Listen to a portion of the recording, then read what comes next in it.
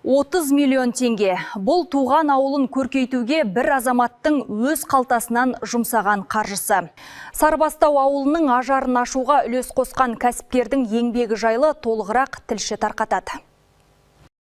Аялдама, саябақ, жасанды тоған мен жайқалған ағаштар. Сарыбастау ауылындағы осы игістердің бәріне мұрындық болған азамат Ғабидин Тулақбаев. Ауылдың тумасы агроном мамандығын меңгеріп, әр жылдар ұстаз, гидротехник, бас агроном болып еңбек еткен. 1999 жылдан бері кәсіпкерлікпен айналысып, 2020-2023 жылдары Ноғайбай ауылдық округінің әкімі де болыпты.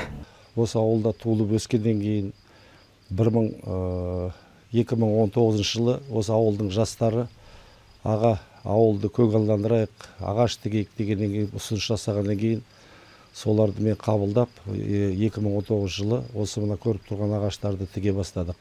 Бұл жерге 41 түрлі ағаштар әкеп тіктік. Ақ қайыңы бар, емені бар,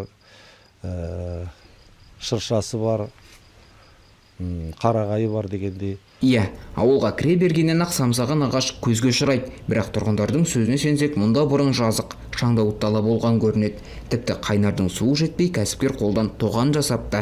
Ғабиден Муфтадинұлының ісіне ауылдастары да дән риза. Ауылымызды көркейтіп, тірілтіп, қандай мына жердің бәрі верблюжий колючкалар, чаң топырақ, қандай болатын? Бәрі де әдемілік, бәрін де әйбәттік оживлять етті ауылымызды. Артыма сол жаңағы айтқан площадь, детский площадка, неміз бар, паркымыз бар.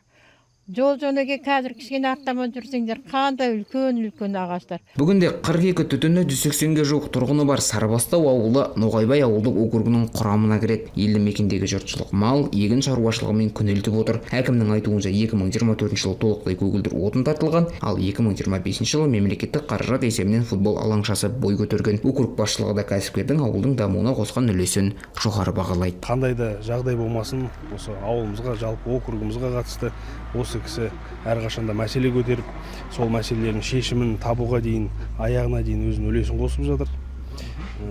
Ауылымыз 100% бұл кісіні қолдайды, себебі бұл кісінің еңбегін барлығы көріп отыр. Туған жердің көркеюіне сүбелі үлес қосқан Ғабиден Тулақбаев аудан, облыс және мемлекет басшы атынан түрлі марапаттарға ие болыпты. Дегенмен кәсіпкер мұнымен тоқтап қалмақ емес. Алдағы уақытта ол ауыл тұрғындарынан алған асхана салуды да жоспарлап отырған көрінеді. Нұрбақыт Мұсатилаұлы, Еркебұлан Болатұлы, Дәулет Әкемов, Қордай 24 Ньюс.